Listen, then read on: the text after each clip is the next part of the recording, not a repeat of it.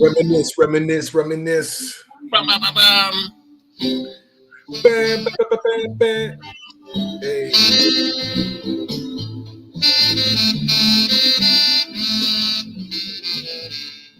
Non-stop, man. Reminisce Show every Tuesday, man. Carrying the traditions of Sankofa, because sometimes we got to go back and collect what we may have forgotten, all rooted in hip-hop from the beginning to the end and beyond, man. We just here preserving our culture, because if we don't do it, who else going to do it?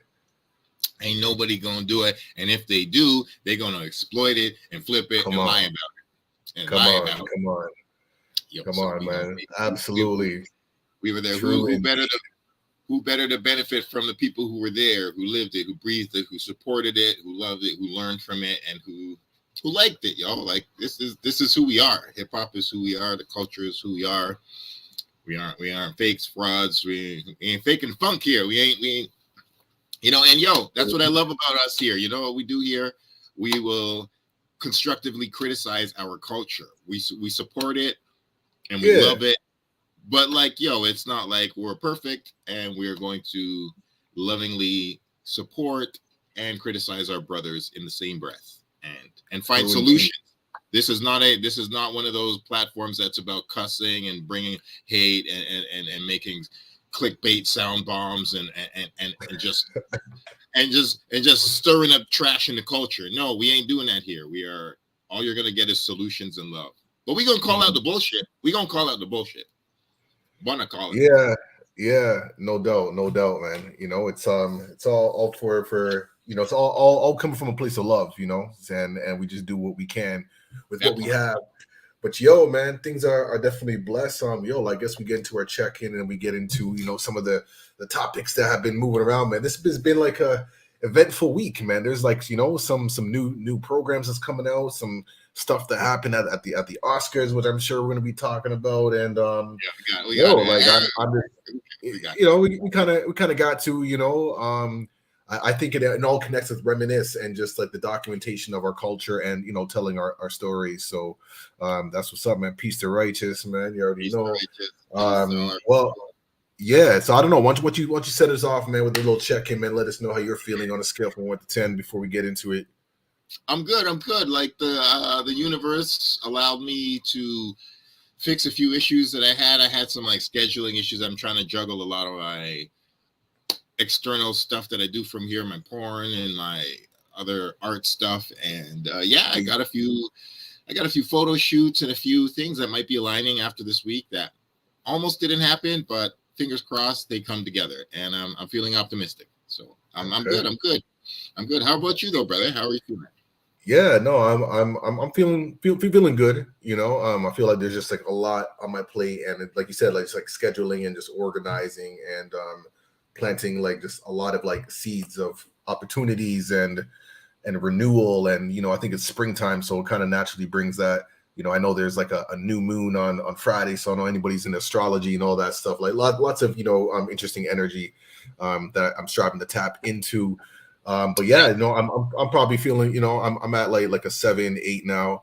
You know, like yesterday, I know that we'll speak to it in a bit about you know, the revenge of the best black friend. You know, shout out to our sister, man, Amanda Paris. Yo, doing the thing, man. Like I'm like a homebody, man, so I don't really get out like that. But so this was kind of like my first time in a while. I think like the last kind of like social event that I was at was like the Bob Marley skate day or something, you know, in February. So, you know what I mean? Like in terms of you did in was it like January? Like beginning of February, so still quite some time. So just like so coming out to, and I know we're going to get into it. We got the trailer that's coming out, man. CBC Gem, March 31st. It's going to be aired.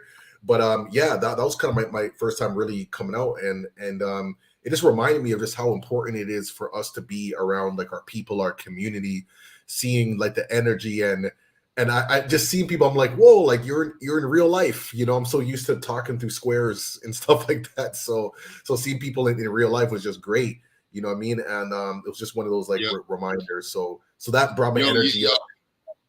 You nailed it, man. Like what last night reminded me of is that Toronto has a beautiful arts community on every level.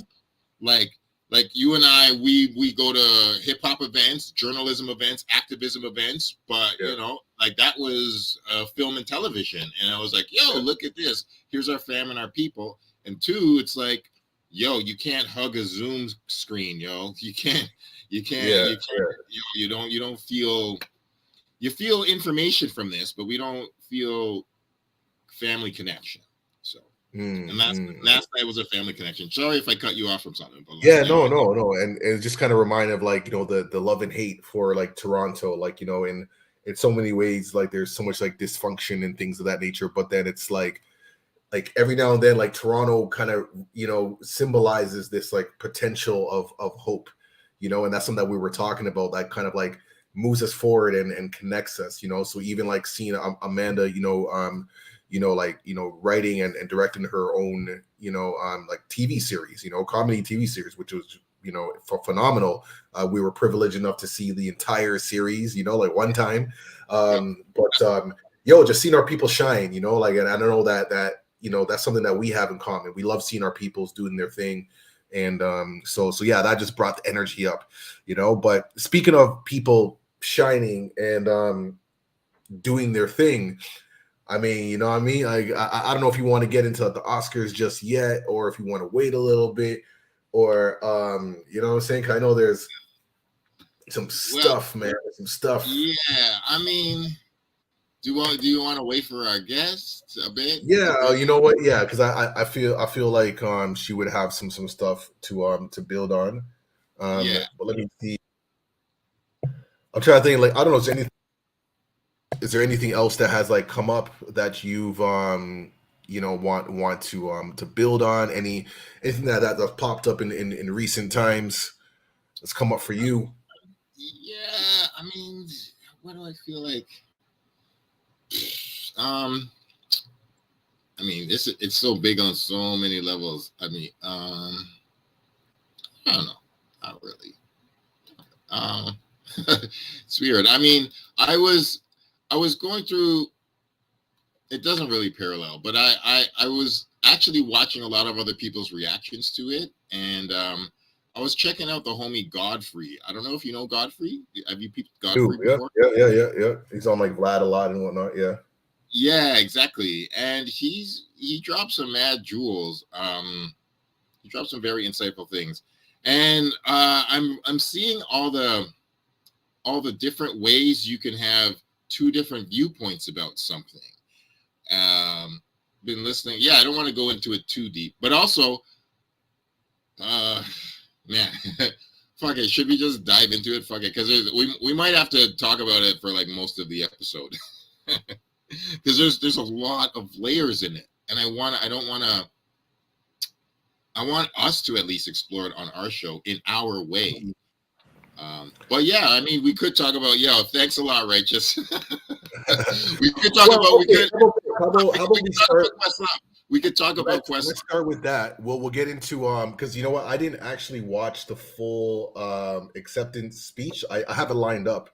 So we're gonna start off with the Oscars and Questlove Summer of Soul documentary. That documentary was so fire on many levels.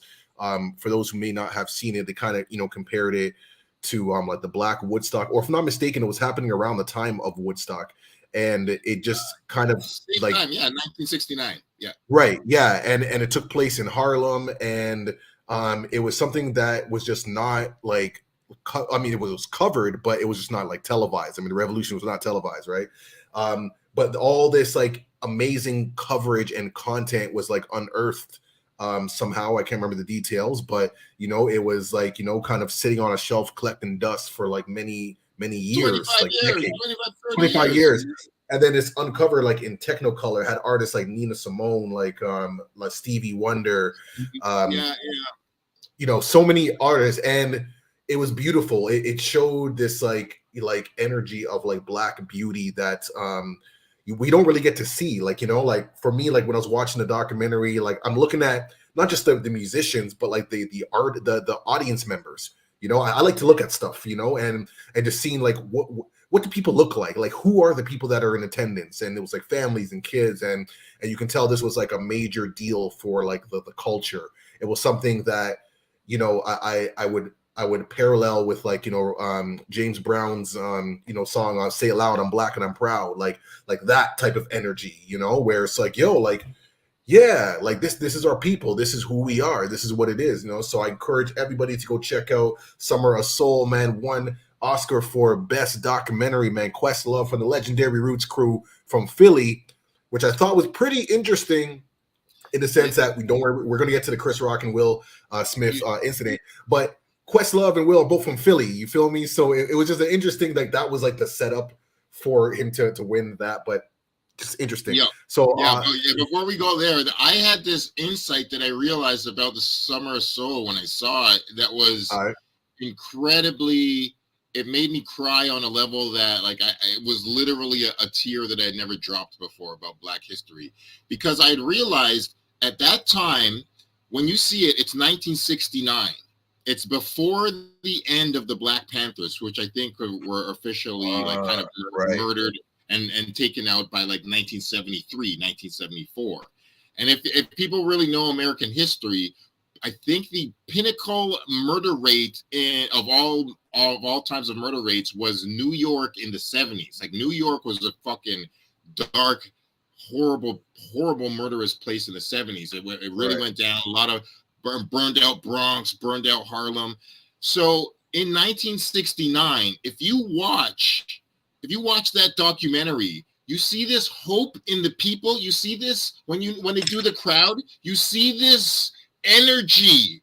You see this hope in the Black audience that literally it's one of the last times they ever capture it before the Black Panthers are dead, before a lot of the murder rate, before heroin epidemic really hits hard, and before crack. Like, and literally, when I was watching that, I was like, the purity of these people right now makes me so sad, because this is what we were. This is our people. 1969. So many powerful Afros in that crowd. You notice? So many. It was before Jerry curls, before Conks, before all that, and it was just such pure energy, beautiful Black energy that was reflected also in all the audience, and all the performers. All those performers were just, you know, Roberta Flack and the Five Heartbeats, I think, were there, and brother Frankie Lyman was there. There's so much performance. When Sly came in, Sly and the Family Stone came in, and it's like, yo, Stevie Wonder and Nina Simone are just like middle performers in this. They're not. They're like Like, it's like so many important people are and it was the purity of that. Like, at the very end of that documentary, as soon as the last frame dropped, literally as soon as it faded to black, tears flowing out of my face. Nah, like, you honestly, you nailed it. You spoke like exactly like what I was thinking exactly. And that's why I mentioned about like watching the audience members and the people that were there, and it really to capture like the glow, the vibration, like the magnetic energy, you know, like the hope, like you mentioned, like, you know, we speak a lot about like how music and our culture is rooted in hope, just the possibility that things can get better. And this documentary really like captures it. So anybody who loves like Black music, like history, culture, you know, the foundations of pop culture as we see it today, like this is where it comes from. So big up to all. Yeah. Yo, should we? I think we should just drop the trailer, yo. I mean, we should. Because I don't know if we showed the trailer on here. Should we? I mean, you have. Okay. Okay. We can play the. Yeah. We can do that. Yeah. Why not? Yeah. I like that. Do you have that lined up? Yeah. Okay, cool. Play the trailer, and then we'll get into like the speech, and then, you know what I'm saying, we'll get into like, you know, some of the other exciting things that are happening, man. For, you know, like I said, man, shout out CBC Gem, man, for all the Black programming that they've been having. You know, Revenge of the Black Best Friend, man, is coming out, man, March 31st, couple days. You know, directed by our sister, man, and you know, our executive produced by Amanda Paris, and also supported by Motion, man, legendary Motion. That was so sick. I didn't know that part too. That's dope seeing Motion. I love that. Well, she's also like she's on another CBC show, The Coroner. and you know SFA has a connection with that, but we'll save that for another day. That's another day, yo, like she's when we doing get her more thing. stuff on here, we'll talk about that. But yo, I also want to give a quick shout out to a few of the other people that were part of that show that I knew. Sonia was a director. Also, Ian Kateku is a poet who was also a director on one of the episodes. And the homie that was a dope MC, Kit Knows. Kit was also an actor in one of the episodes, and he was hilarious. So there's a couple other people that I think that I knew on it, but those are the three people for sure that were part of the production. And we'll definitely play that trailer as well, because the trailer just released today, and you know, I think some folks you know, who are fans of SFA will appreciate it. So, anyways, yo, go ahead and run that, yo. Here we go. Summer of Soul trailer, created by the brother Questlove. Check it out. Are you ready, black people? Are you ready? Are you really ready? Are you ready to listen to all the beautiful black voices, the beautiful black feelings, the beautiful black waves moving in beautiful Look at that. Are you Look ready? at that. People, are you ready? Nobody ever heard of the Harlem Culture Festival. Nobody would believe it happened. Look at that. 6 weekends with major artists. The Panthers with a security and kids were sitting up on the trees. I was nervous. I didn't expect a crowd like that. Something very important was happening. It wasn't just about the music. 1969 was a change of era in the black community. The styles were changing. Music was changing. And revolution was coming together. We are a new people. We are a beautiful people. That concert took my life from black and white into color. We wanted progress. We are black people and we should be proud of this. We were coming together to say this is our world and how beautiful it was. We're going to try to sing a song together. Don't wait for your neighbor, because your neighbor might be waiting for you.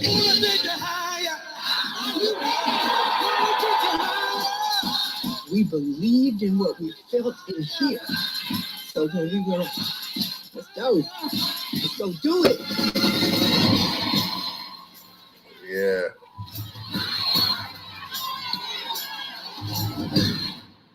That's what we call a heritage moment, yo. Like that is like so crucial. And like I said, like, you know, if this didn't come out, like it would never have existed. We would never know. Like how do you even articulate that? You know, you kind of have to like see it. You know, you can't describe it. You have to experience it. And when you think about like our culture, yeah. Sorry, no, you finish. Yeah, no, I was saying we think about our culture, like it's always been about the experience. You know, something you can't just talk about, you know what I mean? It's like you have to feel it, you know, that's that soul, man, just that undeniable like energy. And just watching that footage, like, you know, when they said it went from black and white to color, that's exactly what it felt, man. The vibrant, you know, energy is undeniable. So yeah. Yo, it's like, imagine, it's like, take away Woodstock. Historic moments in time. What is it like to just remove it? Right. And then like extend that 1,000 times through our history. Wow, man. So big up to Questlove, man, for, you know, for making this happen. Let's just play a bit of his speech. This is my first time watching it too, so you know, my reactions will be definitely natural. And so yeah, let's see what's popping here.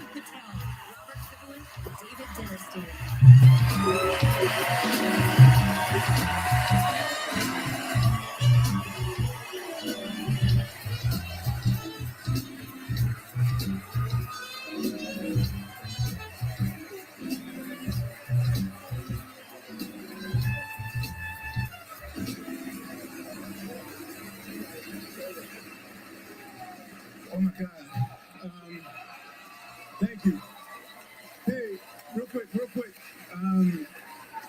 First, I would like to acknowledge Attica, Ascension, and Flea, and Riding with Fire for the powerful work. it's not lost on me that the story of the Harlem Cultural Festival should have been something that my beautiful mother, my dad, should have taken me to when I was 5 years old. And this is such a terrible moment for me right now. But this is not about me. This is about marginalized people in Harlem that needed to heal from pain. And just know that in 2022, this is not just a 1969 story about marginalized people in Harlem. This is a story of I'm sorry, I'm just overwhelmed right now.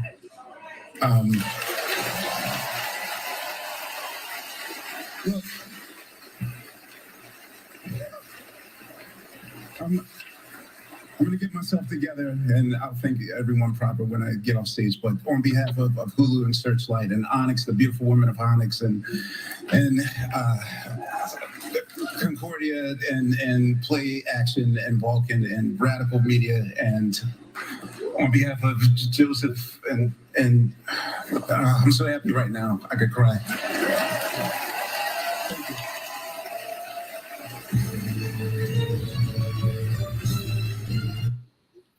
Okay.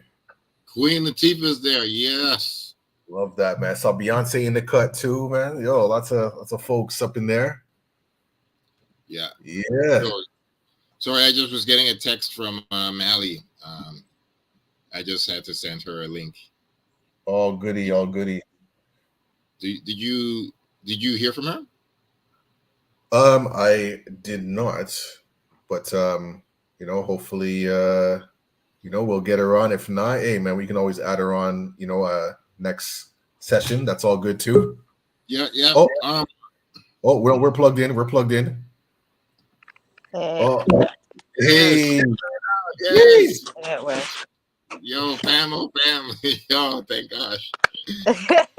We got you. Yes. Are we live? Are we? What's going on? We're live, man. We in this, fam. Yo, you're part of the fam. Yo, you're in. It's real. Yeah. I just didn't know what to do. I was like, do I call in? What's going on? Hi Hey, guys, yo. how's it What's going? up?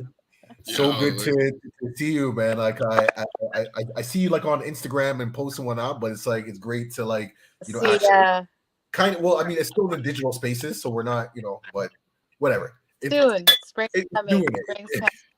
So yeah, exactly. Yeah. Spring is coming, and like hopefully a global spring, like a universal spring. Yeah, I know exactly. Like sort of out of the pandemic spring kind of thing. Here we go. Yeah. So, yeah. No, I'm. Stay away next wave. Yeah. Well, we appreciate you, making time to come through. Before we get into discussions and whatnot, why don't you just check in, let us know how you're feeling on a scale from 1 to 10. We all like to check in with our peoples and see how we're doing. So yeah, like that. I would say I'm a 7. I'm a 7. Yes. Okay. And I'm excited to be here on the show with you. Amazing. Well, it's very exciting. I'm excited to be on somebody else's show. So where I can honestly, questions. Absolutely. As far as I've known you, and it's been many years in community, just documenting and telling stories. So I understand exactly what you're saying. Anytime somebody calls me up to be featured on their show, I'm like, yes, please. It's cool. But this is perfect because there's a lot that's obviously happening in media in the context of film and productions and things of that nature. We just showed Questlove at the Oscars. Received so great. So great. We were just talking about Summer of Soul before we get into you and some of your works. Let's get her name and let's establish who you are. Let's do because we know you much closer to people. So just first and foremost, just real quick before we dive in mad deep, because you're full of a bunch of interesting thoughts and you're very active in the community, and we know you got mad history filming. So we're not gonna be able to do it all in one take, but we're gonna Get as much time as you like to share with us and talk as deep as you want to talk about. We don't hold back nothing. Any political thought, feeling, we support. And we want to just really have a platform to just expose you and the things that you care about. And Okay. But let's talk about who you are. Your name is. Okay, so I am Mally Docu-Vixen, aka Melinda Francis. Francis is the government name, and Mally, Docu-Vixen. I've been a community filmmaker. I call myself a community documentarian. I'm a radio host. I've been doing radio for a good 10 years with Norman Otis Richmond, which has been, amazing. And then I'm also about 3 years ago. I'm a filmmaker, so I've been making a film and I've been going to Haiti. I've been twice now. I've been making this film for this is the 10th year. We're going into the 10th year. So I've been a communicant, and I do like those long documentaries. Like I only do never ending projects, like that I'm going to be doing for the rest of my life. Yeah, that's the kind of projects that I do. So I don't think I have no idea where the film's going to go. I started Diaspora Travels Haiti in 2011, and it was just at the time I was working a lot with I was editing with my now camera co-director of the film, who was on the first shoot with me. I was editing his short film at the time of the earthquake, and I knew a couple of DJs who were Haitian. So when the earthquake happened in 2010, it was January 2010, yes, 12th. So it's been like 10 years now. Last year was the 10-year anniversary. And people were reconnecting with Haiti, and people were going down regularly, rebuilding and stuff like that. And I thought nobody was covering the diaspora going back, and nobody was really documenting Haitians at all, actually. So I was very angry at that time. I was very angry. So they were just like, documenting, interviewing NGOs and like all the foreigners going. And I'm like, wow. So that's the reason why I started that film, right? Like, and I just said to because Michelle, my camera guy, I couldn't do it without him because, he grew up in Haiti. So, he knows the language, and really it was his film. Like, I was like, I can't do the film without you. Like, so he was there, and we went around the 10 cities and we interviewed a lot of people. And then a lot of grassroots projects that were Haitian, initiated. That was sort of the mission of the shoot. And then, I've been following those projects. Some of them kind of, got swallowed up by, bigger NGOs, which is part of the film. And like, like the whole, like, where does the money go kind of thing. And you see where it doesn't go, like it gets swallowed up. Right. Yeah. So it's basically, I don't know where the film's going. Like, I'm still following projects, and they're going to be restarting again. So, and there've been like sort of developments within. I followed Earthships, who were building, people who are going down and building Earthships. So there's going to be another project that's coming up.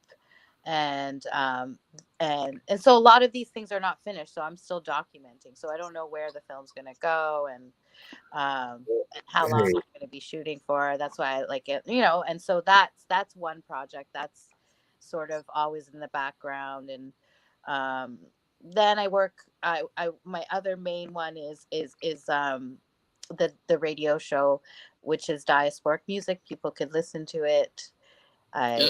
Big it up. Sundays, right? To Sundays 2 to 4, and we're on blackpower96.ca. untitled.org. We're on mobile app if you listen to it on your phone. So that's 2 to 4. But then we're also working on uploading it to different platforms. I'm doing SoundCloud now and trying to sort of start a role like a archive for the show, right? Very cool. Because the bigger project is that, I'm kind of doing an archive project with Norman. It's called See You in the Whirlwind, and it's basically an archive of Norman's work and radio, and he has basically 40 years of radio that needs to be archived and there we go. digitized. I love that you called it "See You in the Whirlwind" from Marcus Garvey. Well, yeah, that's his tagline. So of the Indeed. show, so that's where it comes from. Right. Yes. So, can you big up the Black Power is it blackpower.org? What is that? It's Blackpower 96.org. 96, and it's through basically a station in St. Petersburg, Florida, and it's been a station for a while, but previously it was Uhuru Radio. Gotcha. And then they got a station in St. Pete, and so it's broadcast and goes off in the dial in Florida, but then online and on mobile app it's on. Word. Okay. I just want to big up Dre in the chat, man. Mr. Rogers, Frost. He has all kinds of AKAs, man. Jaden Flint. So he was just bigging you up. He's saying that that he needs to like collaborate with you or just talking about the work that you're doing and stuff like that. So I just want to pick up. Oh, hey, how's it going, Dre? Dre's that OG right there, man. Yeah. So Mally, it's so dope to have you here. Like you're a real one. All of us know that all three of us have seen each other in the activist trenches of just trying to make the community better, just trying to spread information and wisdom to the people. Radio, TV, video, whatever multimedia that we can. And we could talk about a whole bunch of stuff, but it's a massive, epic kind of Black history moment that just happened a few days ago. I don't know what to say. I still am kind of shell shocked, really. We are all there. We're all no. I don't watch the Oscars. I haven't watched the Oscars in 20 years. I feel they're just industry masturbation sessions. I just watched for the list. I'm like, okay, who's saying I already have the list. Okay, I'm gonna watch those movies, but I don't watch the ceremony. Why? I just that's me. But of course, and but you are forced to because at a certain time it's just everywhere. So I was like, what? It's all over Instagram in a second. I was talking to people in Haiti about it. It's just so crazy. The fact that just like last year we were saying, oh, Oscars are so right. That was only a couple of years ago they were doing that. Yeah. Oh my God. I remember when it was coming. This is the blackest Oscar in history. And yeah, that nonsense happened. What? Yeah. I mean, there's so much. That's all I know what to say. It's just nonsense. I mean, yeah, it was for sure. It was unbelievable. I love to piece things together, though, and I don't know if you're aware, but 4 years ago, Chris Rock hosted the Oscars, right? And in the very pinnacle of the Oscars So White movement at the very first year. Yeah, and Jada didn't come or something. Yeah. And Chris Rock was setting up his jokes, and he was like, Jada's not here, so-and-so's not here, so-and-so's not here. Said Jada's name 5 or 6 times, and then Chris Rock goes, Jada Pinkett, Jada Pinkett not coming to the Oscars is like me not getting an invitation to Rihanna's panties. You weren't going to get the invitation I did not hear that. That's kind of crazy. Chris Rock is on some nonsense too. Yes. Chris Rock used Jada Pinkett's name as the butt of one of his biggest jokes 4 years ago. And Right. as he was doing it, he said Jada's name like 15 times in the setup. He's like, Jada this, Jada that, da da da da da. So, like, for me, I like to piece together all the context, and I'm like, that is part of the and this was hosting the Oscars 4 years ago, makes fun of his wife. This is reinforcing the context of the power of the statement, keep my wife's name out your fucking mouth. Yeah, yeah. Which it it's would like have been fine if he sat there and yelled that. Hold on. I'm just on the phone.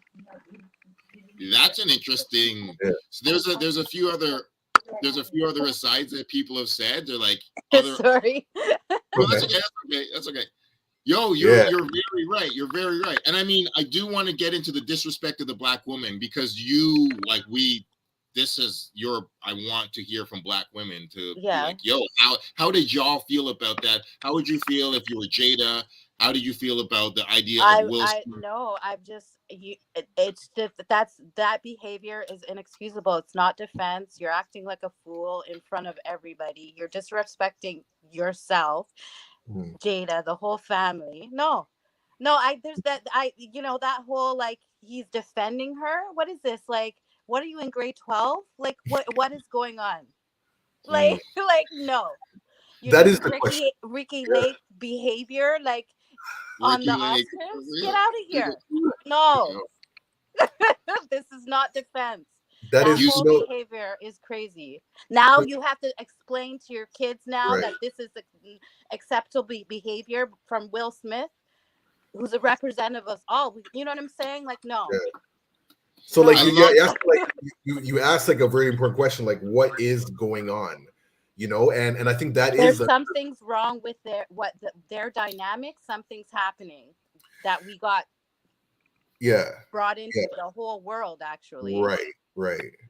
Yeah, and I think that's like the perspective, you know, like whenever I see these like out of ordinary like responses, it's like, okay, like what's really going on? Like, you know, like I don't know if there's mental health stuff or things that have like led up, and then, you know, everybody has their breaking points, and then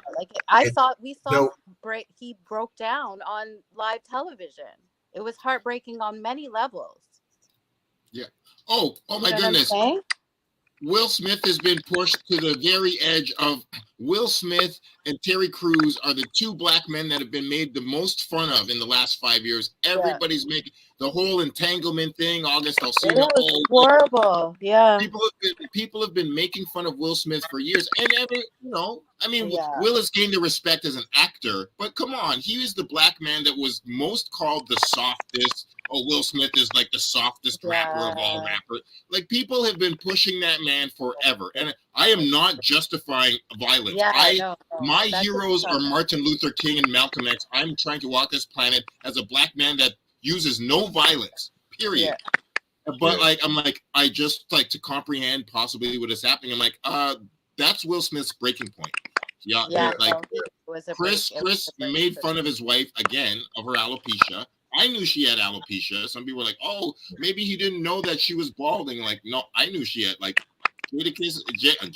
I Jada Pinkett has been balding for years. I think she even referenced herself as getting her G.I. Jane. I thought so because I followed her. I had to unfollow her because her videos are a little too much, you know. So I could be wrong because I would have to go back, and that's too much energy into that. So I'm not going to do that. But I do recall her saying, "I'm going to get my G.I. Jane on." I was like, I saw the joke as a reference to G.I. Jane. I didn't see it as a reference to her thing. But, like, you know, it's a matter of interpretation. Like, she could have took it that way, whatever, you know. But it's a joke. That's what joke makers do. That. Like, you know what I'm saying? Like, come on. Like, it's kind of ridiculous. Like, that's his job. And, yeah, I agree. Like, Chris Rock, I'm not a great fan. He does the easy jokes. He does the kind of like, and he all the smile, like he's like, you even see in his picture when he gets slapped, you see he's smiling back here. I'm like, he has a face that you want to slap. You know what I mean? But that's Chris Rock. You know what I'm saying? Like, so, yeah, I know. So, you did say something. Like, really- yeah, I see. Yeah, I see. Like there is kind of history and everything, and I didn't know because I don't watch the Oscars, right? I don't watch it too tough. So like, I don't recall. When people were like boycotting the Oscars, I was like, well, people are catching up. I've been boycotting it for 10 years. It's not all of a sudden just white, like. Yeah. for real. Like, Will Smith is the 5th black man in 100 and something years to win an Oscar. The 5th, number 5. Like nobody won. Not a single black man won since Denzel Washington won with Training Day, which is another movie that he shouldn't have won for. So it's like, exactly. Yeah. I mean, one thing that's what's also like disheartening because like I haven't seen King Richard yet. I want to see it. Apparently, he was fantastic in it. Nobody's gonna be talking about that. Everybody's gonna be talking about this for the like. Yeah. And then all these people jumping on the algorithm and just talking about the nonsense over like there's like memes and like that's all we're gonna remember. That's what's heartbreaking about it. You know? Yeah, I mean, I want to find the new thoughts and new places to take this conversation, and instead of just reinforcing the average bullshit. You said something that I've never heard anybody else say when you said he could have just sat in his seat and shouted it. That's one of response that could have been had besides slapping him in his face. And two, some people were like, some people were like, he should have grabbed his wife's hand, got up and walked out of the venue, and then maybe slapped him at the after party behind closed doors where nobody saw it. Take him outside like normal people. Like, so like, like I don't like, understand. You act a fool in front of the whole world now. Yeah, like I mean, he has to deal with that. Like now he's gonna have to deal with those consequences. So like there's no Chris Rock is a dick, but that's Chris Rock. He's a comedian. Like, that's the job. Right. He could have said it, you know what I'm saying? But then you deal with it like normal people, like adults. Now I heard like another talk radio yesterday because I go to Norman's and we listen to talk radio. And like this father coming in, what am I gonna tell my son? Like, you know what I mean? Like everybody's watching that. What are you gonna explain to your kid now that that's acceptable behavior? Yeah, exactly. It's the hypocrisy. It's like there's the quote unquote defending the wife thing, but it's like, you're treating. I don't buy into. I'm like, she's pretty capable of defending herself. What is this like? Nonsense. No. Like chivalry from the 8 legs. This is the Wild Wild West, exactly. So like is he in his movie? What's going on? Yeah, for real. It's like if you have an action that defends your wife, but you have to apologize for it. What kind of a defense is that? And like you're apologizing to the Academy. You're saying, hey, I'm a man of love, and it's like, yes, Will, we want you to be a person of love. If you're really about that, you actually have to like. There can be no hypocrisy on it. You can't be like, I'm the Dalai Lama, but I had to like beat this dude up once, but I'm still the Dalai Lama. Like it doesn't work that way. So like I love like this is really a teachable moment for all of Black history. I just want to add to that, like this kind of reminds me of this concept of like the wounded masculine, and when like healing doesn't take place, it's the idea that like the feminine is like weak and needs to be like protected when it's actually very much the exact opposite. Yeah. But it's this perception because it gives us value to like protect and it brings us to this space. But like again, when me watching this, it just really showed that there's some healing, man.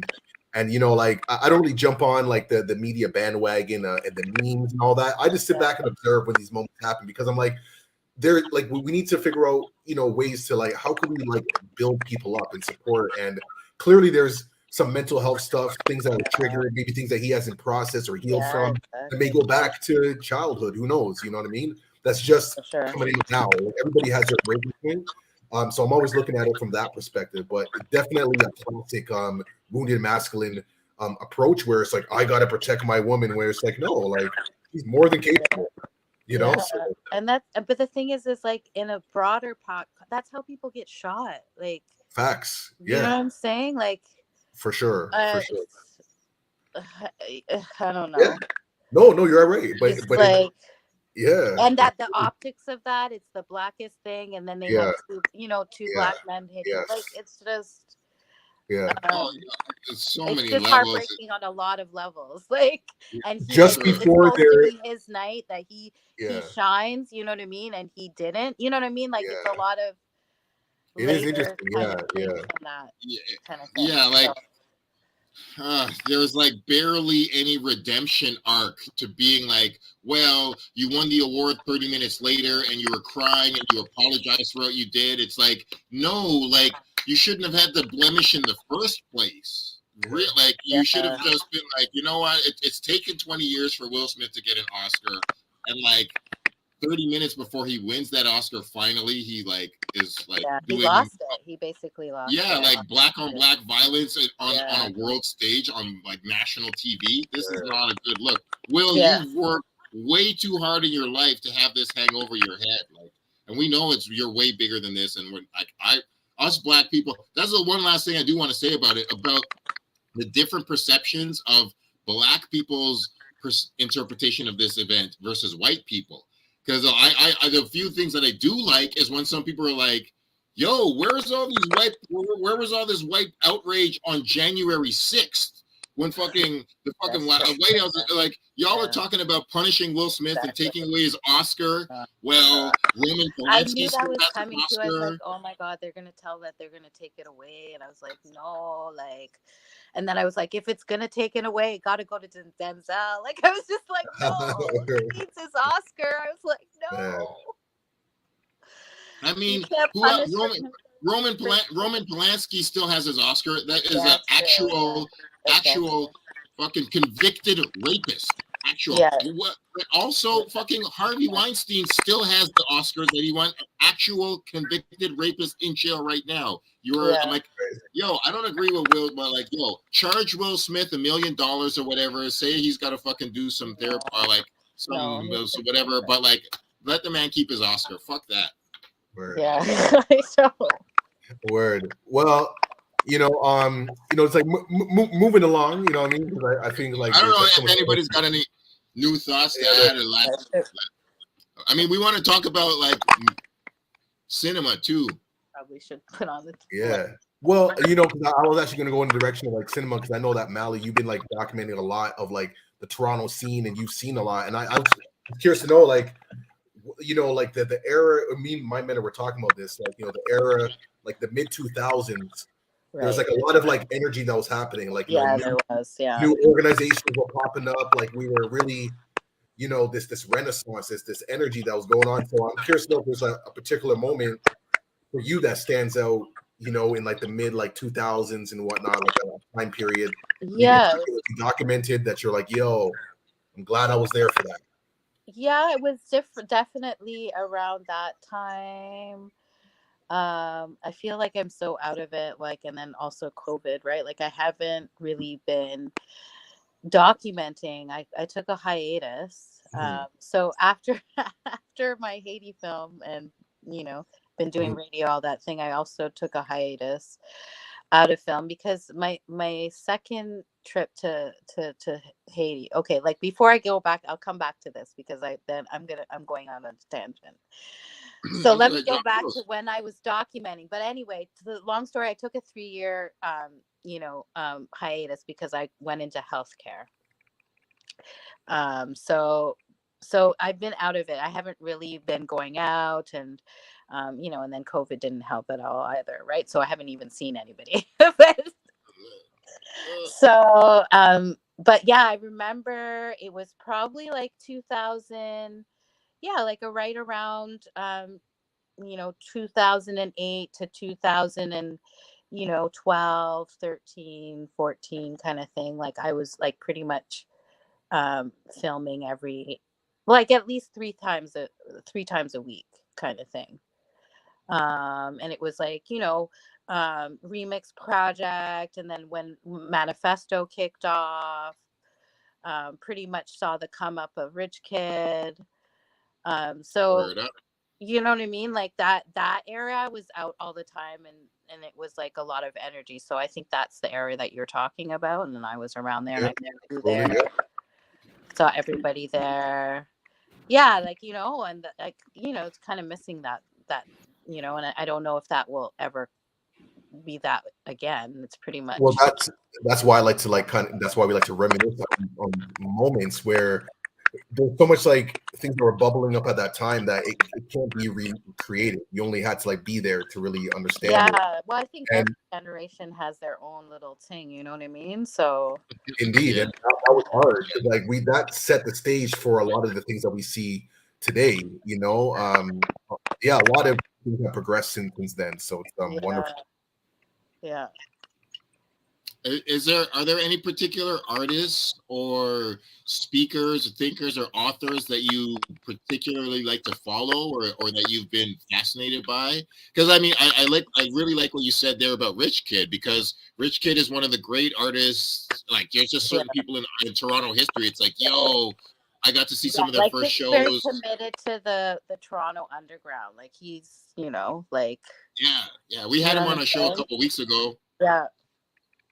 But yeah, are there any other people like even documentarians? When I worked with and that I worked with DJ Nana a lot. Like he's still around. I still check in on what he's doing, and that was when he was with Rich Kid, so I was with them a lot.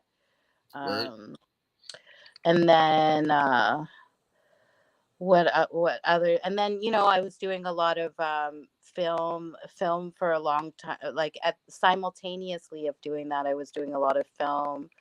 That was when I was working with Caribbean Tales, but I also worked with Hot Docs for a while, so I was doing the film stuff. And then I saw also like I was around and I was like on like Charles Arfus's films, like before he sort of became Charles Officer. Yeah, he did when he was at Canadian Film Center. I worked on a short film of his. So that was I had no idea. Yeah, and we did workshops together at Remix and stuff. Yeah, so that's what I want to hear, yo. There, and then what else? Then I kind of disappeared going into Haiti or not, so I kind of lost, and I kind of just stopped doing fiction stuff, so that's why I stopped kind of. I stopped doing set work, Gotcha.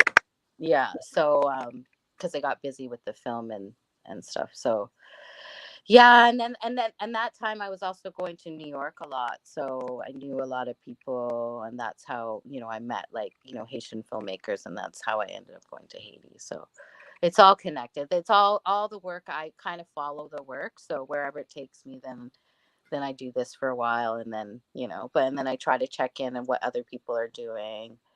Yeah, indeed. And I was gonna say, like, I feel like a lot of the work that we do is like rooted in like advocacy and the preservation of our stories, and that's like what like drives us. Like, I don't know, like if there's like a moment that like really, like you mentioned about like Haiti, was there like a time period before that really sparked your interest in just like seeing value in telling stories and documenting things?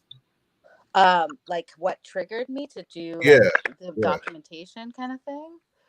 I think I mean I've always wanted to be in media. Like I think it goes back to when I was like 7. I used to carry like a tape recorder around, and like like my cousins. Like I even have a tape where like I'm interviewing my cousin. My cousin's like, "Stop interviewing me!" Like that's amazing. I love it.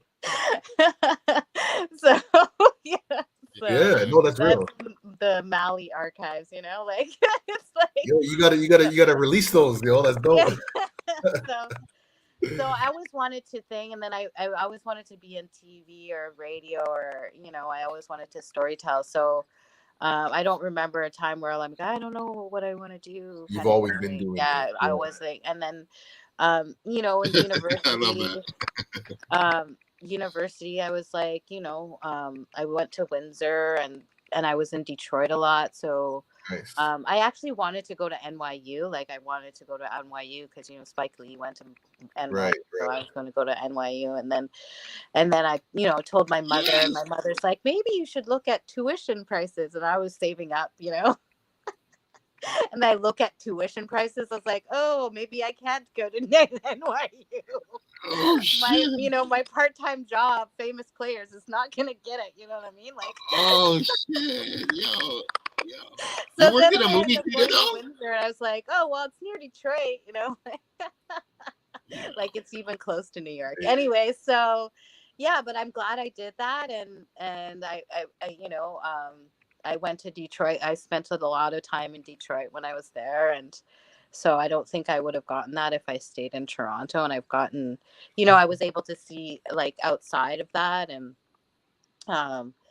so I've always been like where I wanted to be, like in the grassroots and movements. I was politicized pretty early, and I went to all the anti-globalization like demos, like and then so when I came back to Toronto, and I was doing like police brutality work in Detroit, because at that time I was able to cross regularly, right? Like, you know, because I went to university just before 9/11. So I was going to Detroit like for lunch and stuff. We'd go to Detroit Pistons games. It was awesome.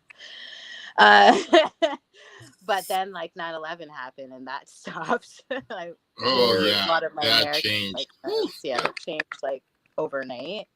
Yep. So, but before that, so I was in Detroit, and I was doing like, I worked with this, it was Mothers Against, they all had like, you know, children who had been shot by the police, and they were organizing. So like I got a lot of, you know, and then so when I came back to Toronto, I wanted to continue that work. So, and then, so, and that's where a lot of the city organizing and like the people that I connected, don't know, organizing wise, I met that at that time. And that was like around 2001 or something. And then, you know, and then I started filming, right? Like, you know, because I wanted to do film. Right. And that's when I was starting to do set work. And then, and that's when I met, yeah, and that's when it began, right? So there's never been a time where I'm like, oh, I'm not going to do this. So, and I always wanted to be, you know, on the underground and supporting movements and changing and transforming the nonsense that we live. That's most of it's, you know, I wake up, what's nonsense today? Because a lot of it is nonsense. Yo, I think like 95% of it is nonsense. Yeah. I'd say 85% of it is nonsense, and 10% of it is who knows what, and then 5% of it is black excellence. But yeah. I wanted to ask you actually, like, this is a very, like, we had an awesome interview on CKLN mad years ago, right when I got back from Ghana, and that, like, you hold a really special place in my heart. Yeah, That's for right, like I remember that. Yeah, like I came back from Ghana and I was I was still feeling all this African superpower energy, and I had never felt so. I'm born in Toronto, but I had never felt so alien to Toronto. And I'm like, yo, like this isn't our like natural way. And I was like, yo, I'm born in Toronto, but like I feel like I feel the juxtaposition of what real blackness is, and then what the fuck Canadian reality is that doesn't respect blackness. And I was like, yo, I want to talk about this immediately after I've gotten back from Ghana, like before it fades, before I like slide back into the bullshit of Toronto. And you really captured a really important interview for me. But I'm just saying, like, we were at the radio station, and like I don't think this technology even existed at that time for us to do what we're doing now. So I just wanted to ask you, like, what you've been documenting for mad years. I love to hear that you've had cassettes as well, because I've been as well. But like, what is your favorite form of technology that you've used to do your work over the years? Okay. Because like we've had cameras for like radio with fucking Zoom, whatever. Like what? Or do you have like a favorite thing, like a favorite device to do your thing? No, I'm not really. I'm the type of filmmaker where I'm like, you know, it's like a different pen. You know, like you use what you got to do it. You know what I mean? Like I'm not really like attached to like the form. I mean, I miss like film because it's tactile and it's kind of analog, and I like analog kind of technology. I'm an analog 90s person. You know what I mean? Like I like phone conversations, you know what I mean? Like I like the non-digital stuff, but so I miss the emotional kind of feel of that kind of medium, but but like I mean, you can make anything on just like your phone nowadays, right? And you could even edit on your phone, and I actually learned to really edit really pretty good on my phone because I didn't have a computer for a while because I had a computer crash. Like I think I'm on my third computer crash. So yeah, so this is my like fourth computer or something like that. So when that happened, I learned to like edit on my phone, and I was doing Instagram stuff like editing, and you know, so I'm a kind of a utilitarian, like whatever is kind of available, like guerrilla filmmaker. I get it done for real. For real. Zapruder film, whatever the fuck you can capture it on, yo, fucking get it done, One weird thing, I love little weird pieces of history, but I think nobody ever talks about it, but I think the dude's name was George Holliday, who captured the Rodney King beating. Oh yeah. And I'm like, nobody ever talks about that. I'm like, yo, like the dude who caught it.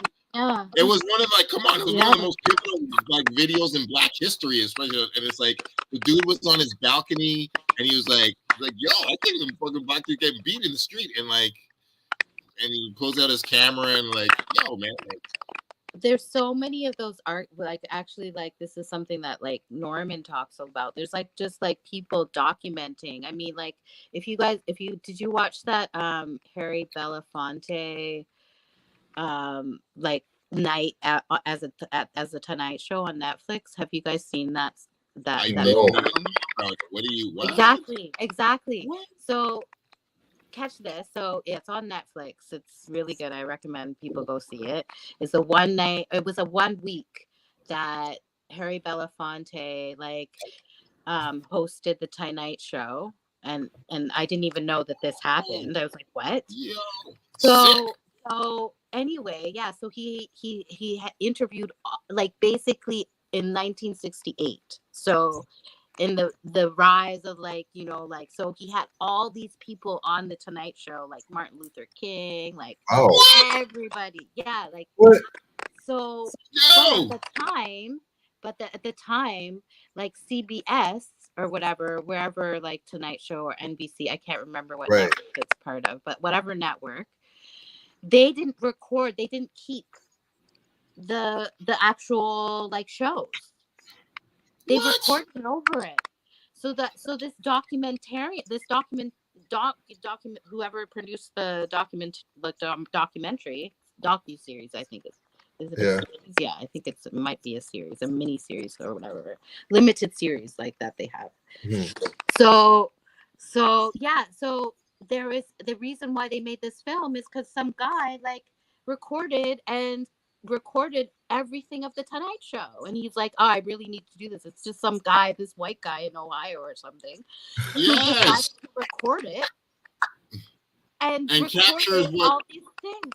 And he's like, I wish I did the whole thing, right? Like, but I'm like, who knew that CBS didn't record? Wow. Yeah. That's the only reason why we have that record. Right. So many of those people that are just like there's so many Normans who they just basically they're archivists, right? Like Right, they're, archivers. Yeah, you know what I mean? Like Yo, they keep and like they're just sitting in people's apartments. right. that's So it. that's Like, basically what the You in the Whirlwind kind of, project is Mm. about, is getting you know, those.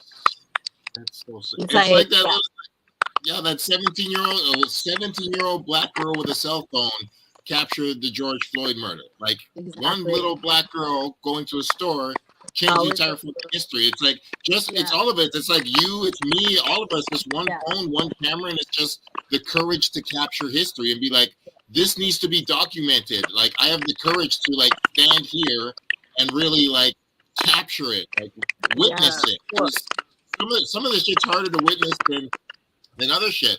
I know I have some footage that I never put out that I got at like a police beating on Queen Street the night that remember the day when the G12 summit or G20 summit and those cars, the cop cars lit on fire on Bay Street in Queen. Yeah, I got a police beating and I was like, I don't want to fucking put this out. But like, yeah, I got it on camera.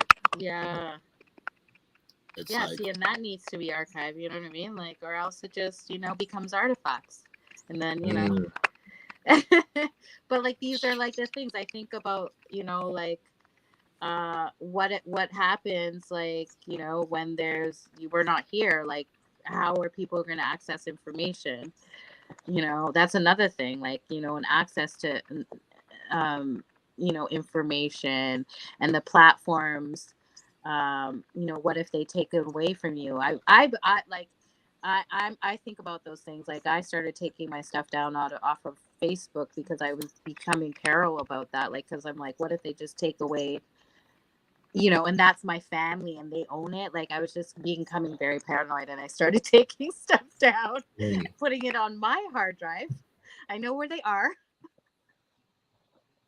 So I recommend people archive their own material. Don't like only have it on platforms. Make sure it's on a hard drive.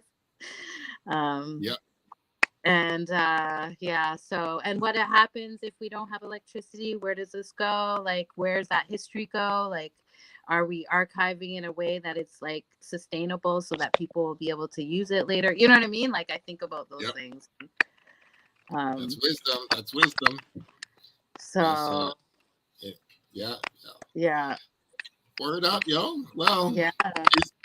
Is there any messages, any archivists, any documentaries, or anything that you want to big up? Any that you want to?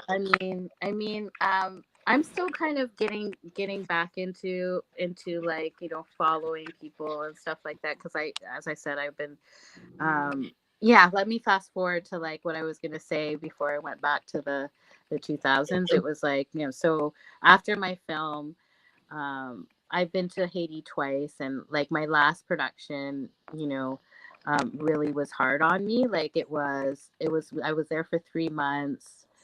I put everything into that production, kind of ran out of money, and like, if people think that like Toronto's expensive or even New York is expensive, like nothing's more expensive than like Port-au-Prince.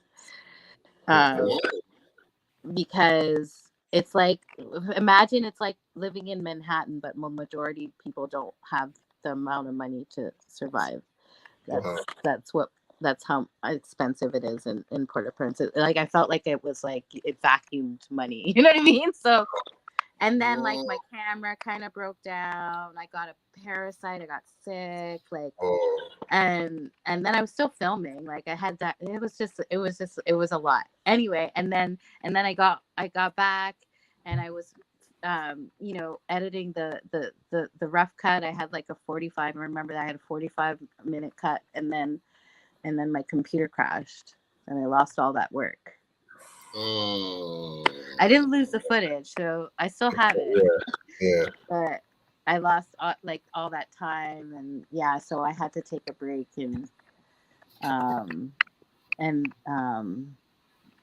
that was like 2015. Yeah, and so I kind of I did a bit of, I also do produce theater. Actually, it's called Things Falling Apart. We were hoping to come back in the spring, but obviously that's all that didn't happen once the wave came. We're like, okay, we'll just wait till like next year. See how the spring goes, then we'll decide. Yeah. So anyway, so I did that for a bit, but I took a real big hiatus from film, and then also, like, I was like figuring out how am I going to sustain this project, because my work is I got a funding grant, and then they pulled it away from me, so it was a lot of like, how am I going to sustain myself in doing this work that I do, because I can't rely on a lot of things because of the work that I want to do. It just doesn't get funded. It doesn't get supported. It's just the way it is. But I still want to do it, so I'm not going to, stop doing it. So how am I do? So I went into healthcare. And I thought, okay, well, I'll do PSW, because I was kind of supporting elders in my community anyway. And I was like, oh, I'm kind of good at this. I should just do it, Yeah. It's only an 8-month thing, and I did it. And then, so I'm doing that part-time, and I call it like elder wrangling, like elder care, like, so, and I like that work, it's like sort of like, I mean, they are like, our elders are kind of our libraries, you know what I mean? Like, For sure. So a lot of knowledge leaves. So to try to get as much as you can while they're here. So anyway, so that's how I got into healthcare. It was kind of, I fell into it because I was doing it in my life anyway. So I was like, oh well, I could do it, and I could do film at the same time, and so that's how I ended up doing that. And I don't know, I'm thinking of going into nursing. We'll see. We'll see how things go. But yeah, healthcare and filmmaking. And so I'm going back to social media, is like, I try to, like, post things that like make me feel good, and then hopefully other people appreciate it. And so that I don't really have, and I showcase Black culture, everything, identity, and and all that kind of stuff, and like untold stories and untold histories and intersections of all that, and try to, like, focus on Black women, and anything Black women, Black culture, that's usually what I post about, so yeah. That's why but I don't have any specifics. I'm still, I can, I could come back with No, that's it. I mean, you're dope enough. Like, your story, what you're doing is unprecedented, and like, like, we could just big you up. Like, thank you so much for telling your stories and sharing your wisdom and doing your work, because it's vital. You're literally just like in the trenches with us too, just capturing history and just giving it back to the people. You just same vibe, same mission that we're all on. Yeah. So you guys do this every Tuesday, right? Indeed. So can I put it on the Facebook pages, and like, can I say, and then I could just, whenever your Tuesday comes, I'll do the story, There we go. Love that. Yeah, for sure. That's the way how we, support each other, spread the word. I'm not sure if you're aware of Amanda Paris's new production that's being released on CBC Gem called The Revenge of the Black Best Friend. Right. Yeah. I don't know if you've heard anything about that. Yeah, no, I've heard that it's coming out, so I'm excited. It is. Well, we have the trailer here. It just was released. Myself and my mentor got to see the exclusive preview last night for the screening.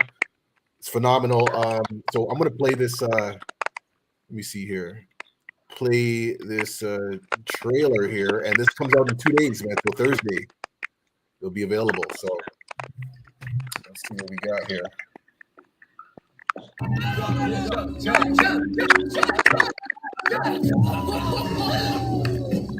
What was that? I better go check it out. And I'll be cool. Be right back.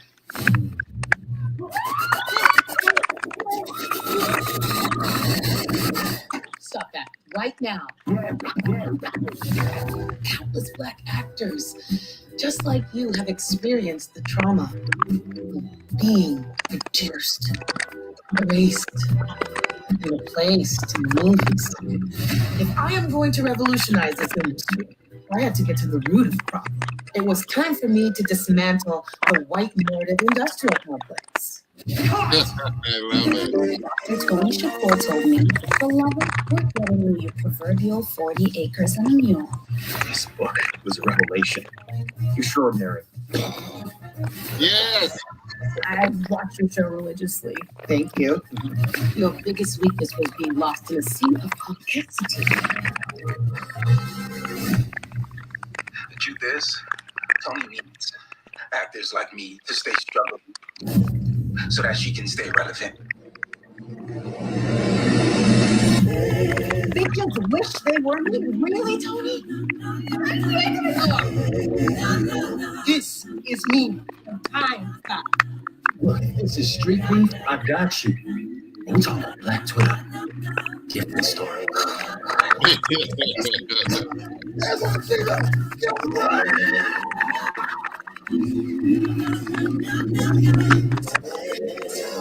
Listen, Tony, I've got some blades in the car, a little firepower. We really want to take this to the next level. Really get down. What? All right, man. That's on CBC Jam, man. March 31st. Shout out Amanda Paris. Motions involved in that too. A lot of Toronto legends, been supporting that project. So yeah, man, we got more people telling our stories and changing the narrative right now.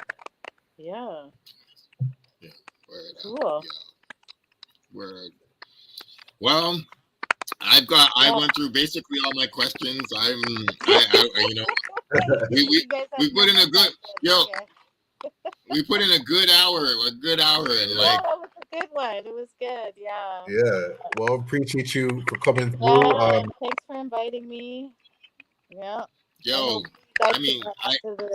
You come on Sunday one of these days. You want to come? Yeah. Okay. We're every week. Yeah. Like usually we do this special guest on like the 2:30 slot. So yeah, anytime you guys want to come on and sounds great. Yeah. Definitely. We shall be supporting each other's shows as we have been doing before. But like, yo, Valley, please keep capturing your history and telling your story and yo, just being just Black history and just truth history. Thank you for putting in the work you do because you are you're kind of like me. I'm like, yo, you're one of the hardworking people in Toronto that doesn't get enough recognition and appreciation. So that's why, I appreciate we see you, we see your work, and appreciate your work. So okay. All right. Thank you. Yes, all right. Have a good night. All right. Thank you. Peace. I think. Oh shit. I don't think they have any. Oh, you don't have any closing remarks? Any kind of? I don't know if I have some. No, there's always a closing remarks, but like, I was just wondering about like a flyer of some sort. But oh shit! Yeah, man. You got the archives. I just grabbed a little something here.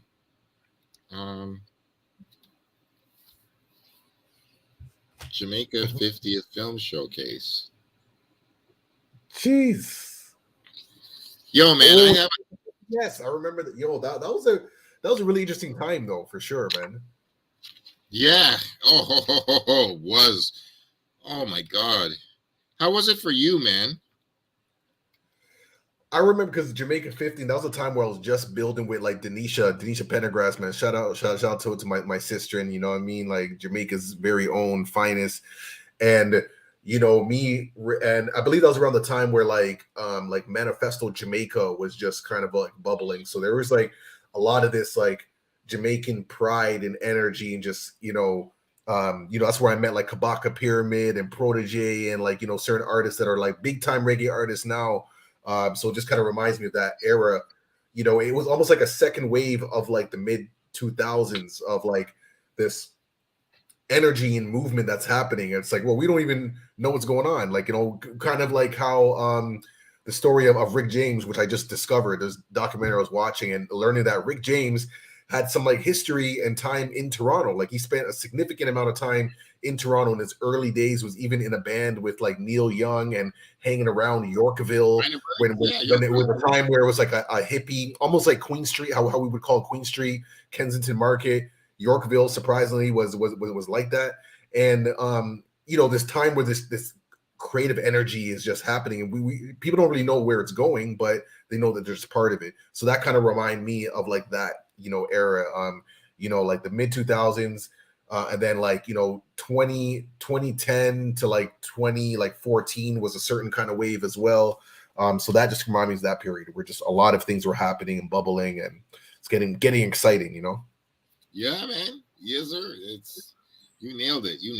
And yeah, that's I think it's called Bitchin'. What, like that Rick James documentary? I did check it out too.